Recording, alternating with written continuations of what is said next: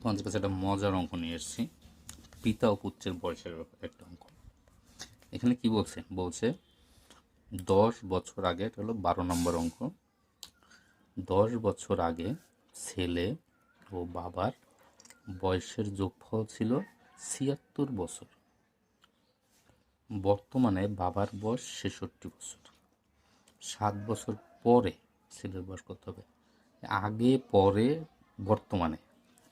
এখানে 3টা শব্দ ব্যবহার করছে। একটা হলো আগে, একটা হলো পরে, এটা হলো বর্তমানে। এই 3টা শব্দকে বুঝতে হবে। তা আমরা প্রথম থেকে যদি শুরু করি, যে যোগফল ছিল 10 বছর আগে, যোগফল ছিল 76 বছর, কিন্তু বর্তমানে বাবার বয়স 66 বছর। তো আমরা এখানে লিখি যে বর্তমানে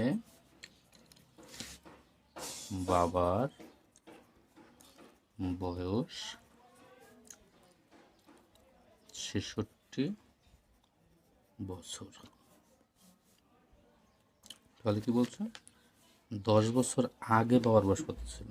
অতএব 10 বছর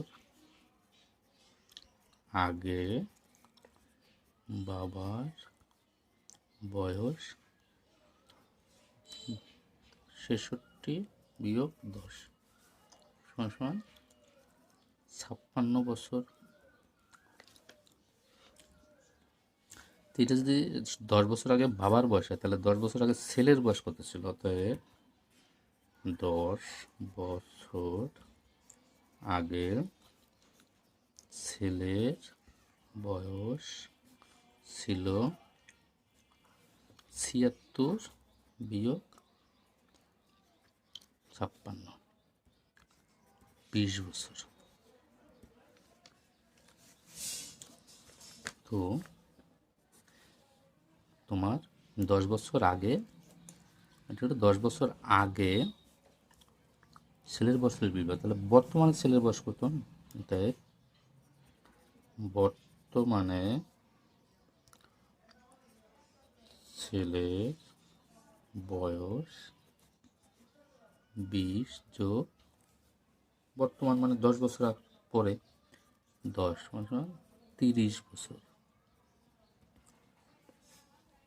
এবার কি বলতেছে? 7 বছর পরে ছেলের বয়স কত হবে? অতএব 7 বছর পরে ছেলের বয়স